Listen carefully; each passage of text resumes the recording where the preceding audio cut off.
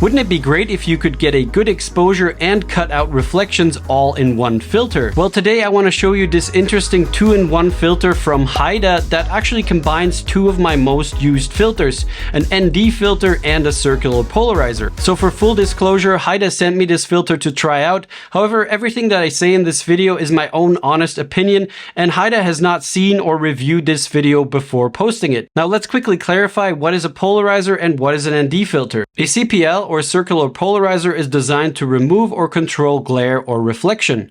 And this can be helpful when you are shooting reflective surfaces like water, glass, leaves, buildings, cars, and the list goes on. When light hits those surfaces, it creates a glare or reflection of that light, which increases the highlights, and in some cases that doesn't look very good. And I'll show you some more examples in a second.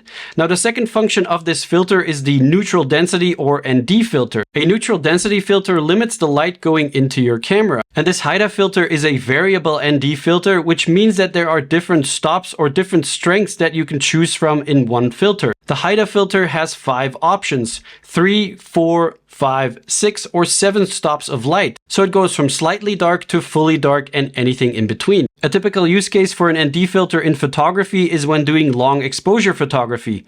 Reducing the light that enters your camera allows you to slow down your shutter speed, which can create some photographic effects. A very common example is when photographing water. You can adjust your camera settings such as ISO and aperture and choose your desired shutter speed that will deliver that motion blur in the water. Then simply adjust the variable ND filter to get the correct exposure. Additionally, the Haida filter offers the ability to adjust the polarizer, which will reduce the reflection on the water, but also on other reflective surfaces, and just overall makes the colors pop a little bit more. The difference is very obvious in these two shots. The polarizer brings out a lot more vibrance in the greens and cuts out the glare on the rocks, which produces a much more pleasing image. Now, one of the most well-known problems with a variable ND filter is that dreaded X pattern, and it's usually most noticeable at the extreme end of a filter. However, as you can tell from these shots at different focal lengths, I didn't notice any X pattern, any artifacts, or any loss of image sharpness. The filter also has almost no color cast. When comparing images side by side, it's difficult to detect any variances in white balance. And this was the case through the entire range of the filter. The 2-in-1 filter from Haida is a great option if you're casually shooting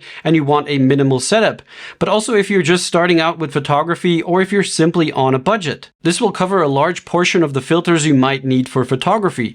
So it's incredible value when compared to a complete filter system with 5 different NDs and a polarizer. For complete versatility, I would however add a singular polarizer to your kit because you don't always need a variable ND whenever you want to use a polarizer. So even though this filter is great for some photographers, I would say that it is definitely most geared towards videographers, and this is really where this thing shines.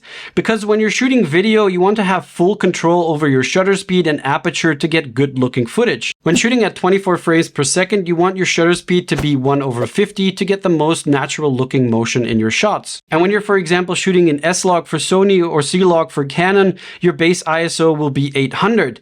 And this will make things a little bit difficult, especially when you're shooting in the daytime or in bright conditions. As you can see here, when shooting at 1/50 at f2.8 and the base ISO of 800 for S-Log, the shot is completely overexposed and not usable. So we could change the aperture to something like f16, still use a 1/50 shutter speed and the base ISO of 800, and that would fix our exposure. However, because of that small aperture, the shot looks very different and we lose that shallow depth of field given by the f2.8 aperture. Another option would be to change the shutter speed to something like 1/600.